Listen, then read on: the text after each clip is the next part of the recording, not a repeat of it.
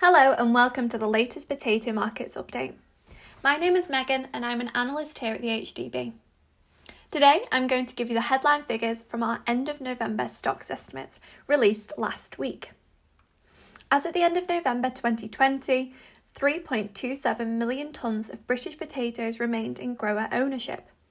This is up from both the November 2019 stocks and the 5-year average. This is due to slower rate of movement off farm from lifting to the end of November, coupled with increased GB production.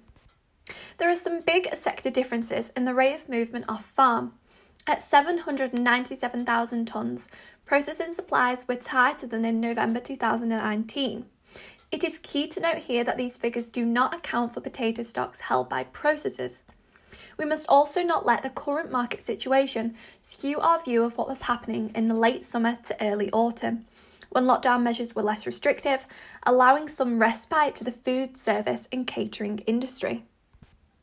503,000 tonnes of packing material have been moved off farm as at the end of November, leaving 1.59 million tonnes in stock. This rate of drawdown is actually slightly down from the start of the season compared to recent years. However, it is likely increased volumes have moved since then, with tighter restrictions in place over the last couple of months, usually resulting in increased home cooking. Fresh bags and shipping end of November stocks are also slightly up from November 2019, totaling 415,000 tonnes.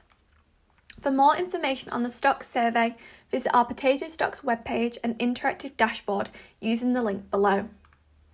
To stay up to date with prices and potato news, sign up to our Potato Weekly publication using the email below.